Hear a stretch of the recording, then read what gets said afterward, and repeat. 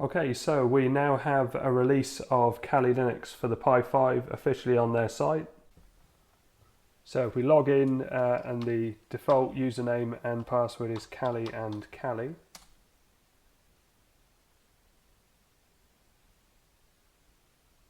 You can see that I was last using it in its Windows 10 sort of stealth mode that it has, which is always quite amusing. And you can switch into their normal mode by typing undercover, so you get Kali undercover mode. And you can see it switches back to their normal desktop. And if we run the terminal with Control-Alt-T, we can do NeoFetch. We can see that it's running Kali Linux, rolling Arch 64, Pi 5 Model B, kernel 6.1.64, which I think is a newer version than Raspberry Pi OS. I'll have to have a look at that in a minute. It's using XFCE as the desktop environment. This theme is Kali Dark, and I'm on my 4 gig Pi 5. Now, one thing I did notice with this, which I thought was really cool, I've installed Chromium and I've installed NeoFetch on here. And the way that I found how to install NeoFetch was quite clever. If you start typing, so say I start typing gparted in the terminal. Oh, okay, gparted's on there. I need something that's not on there. Let's try xmoto. So it says try sudo apt install dev name, but it does something different for more popular apps. So should we try Thunar, which is a file manager? Oh, it's using Thunar. Right, okay. So we'll try Dolphin. Yeah, so this, I haven't seen this before. Command Dolphin not found, but can be installed with sudo apt install Dolphin. Do you want to install it? So we'll say yes. And it just goes ahead and does it. I think that's really cool. I'm sure it's on other Linux distros, but I'm not sure if I've seen that before. Whether it's because I typed in NeoFetch to see it was in there and then I was alerted to it. But I'm sure I must have done that on other systems. So yeah, that's one thing I really like about it. And if I drag the windows around, we have window snapping like we have with KDE Plasma and Ubuntu and so on. So we can go to different corners to the top and so on. But everything looks fine. So all the file manager and everything, as you can see, Thunar, I definitely find Thunar a nice one to use. And I think it works well with my network. It doesn't find my NAS drive by default, which is some systems don't. I mean, obviously you can always do it, but I like it when they find it by default, which, as you can see, doesn't in there. Crikey, how much is it installing in here? Look how many packages it's installing. I don't know if it needs to do quite as much as it's doing. It didn't do that with the others. Preparing to unpack. So if I hit the Windows key and start typing Dolphin, let's see what happens. Well, Dolphin shows up there. So Dolphin File Manager's on there already. So I'm not sure what it's installing. Or is it just doing updates?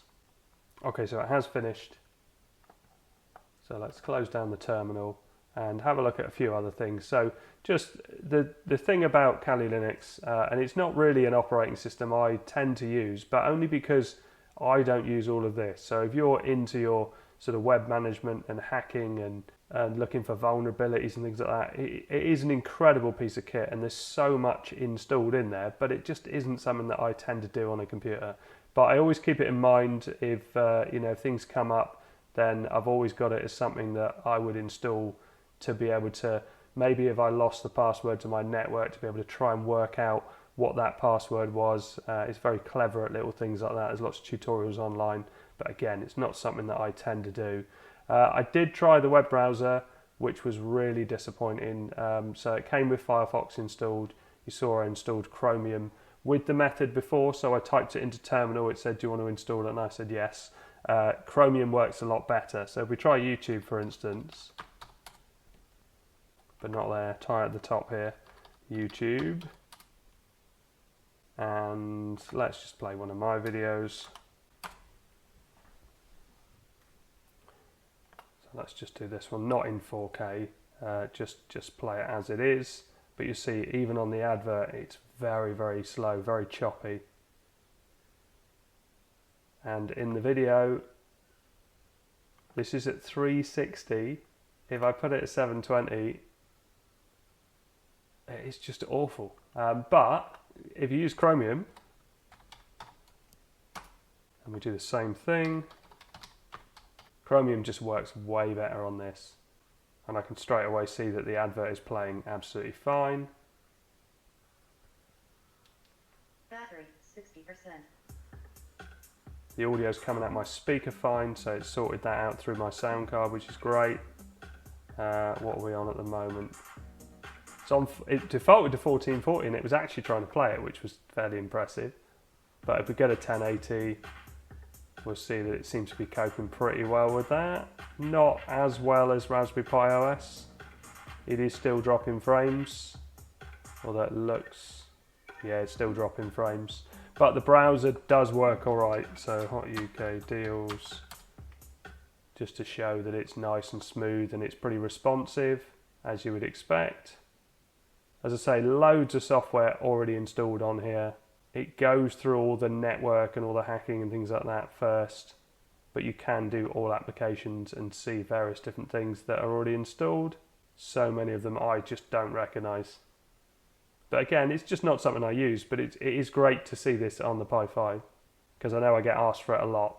So let's just go back into terminal and have a look and see if that Linux kernel is newer.